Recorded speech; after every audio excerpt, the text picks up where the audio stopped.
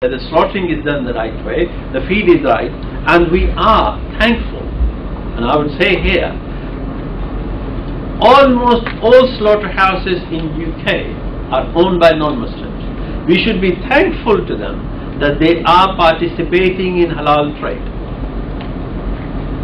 There are few slaughterhouses or proportion of farms which are owned by non-Muslims, which are owned by Muslims. Yes, fine, but it doesn't serve the whole lot. We just heard that 30% lamb slaughtered in UK is actually on the halal status. So where is it coming from?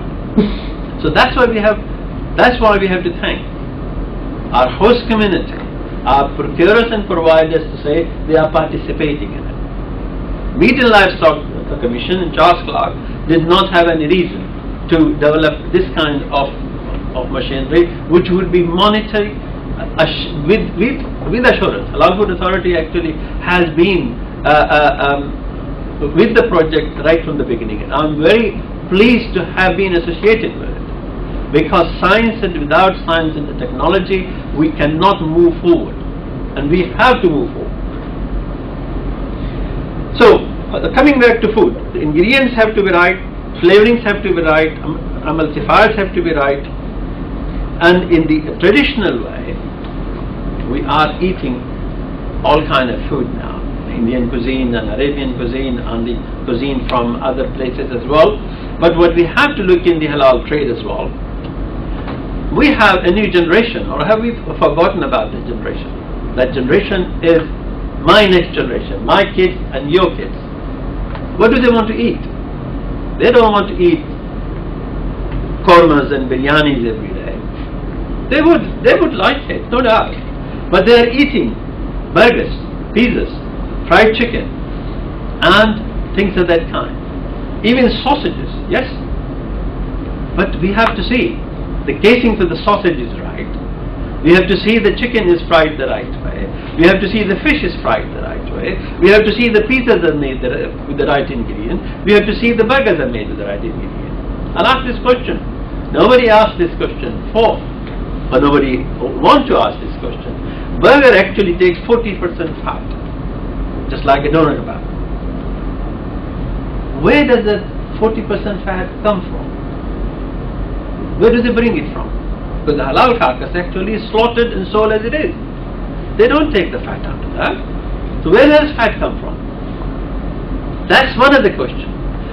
We have been always, we go to any meeting and we find out people sit down for a meeting and the meeting would start with one word: stunned.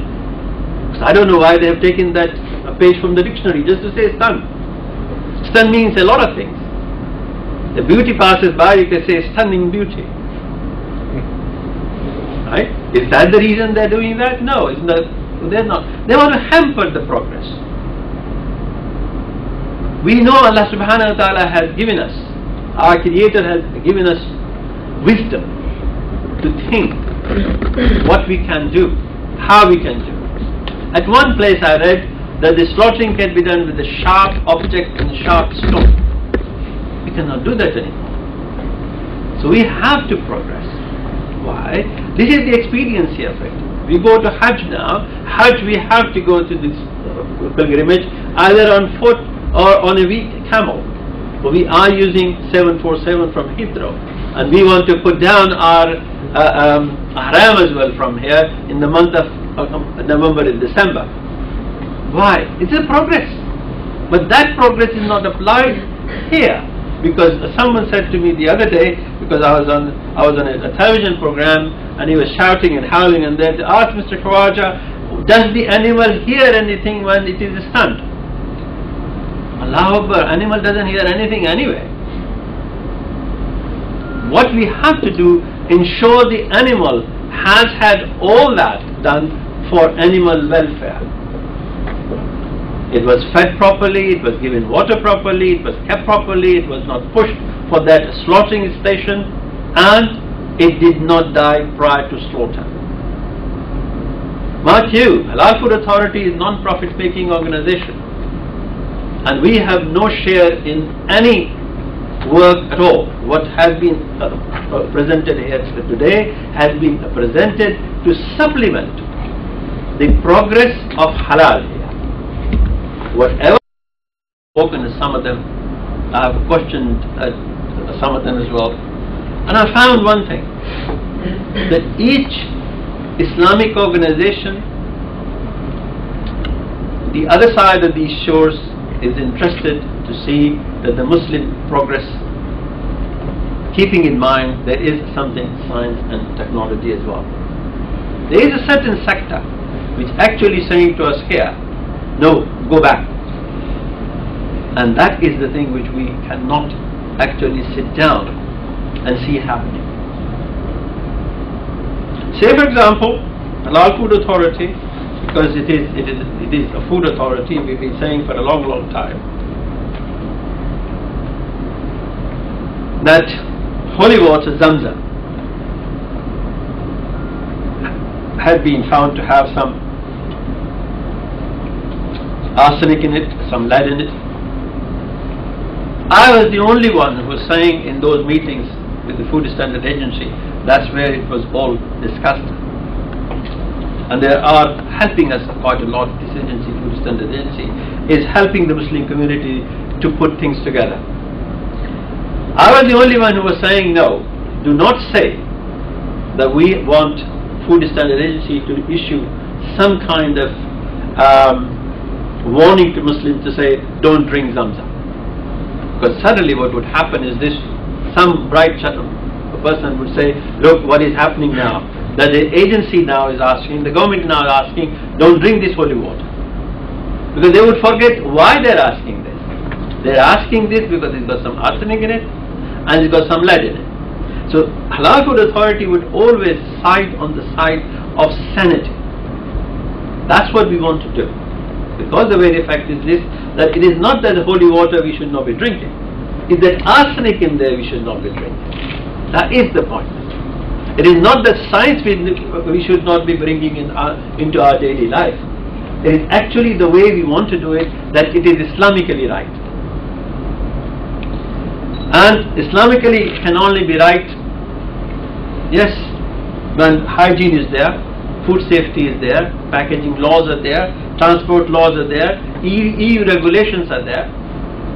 I still want to see where are these Islamic laws on hygiene, because that's where we are following it from. That's the EU laws.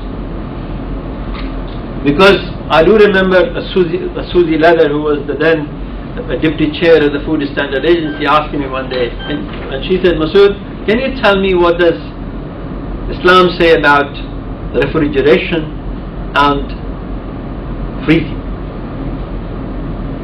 I said, well, it's very simple, that if we want to preserve anything for a longer period, we use the freezers.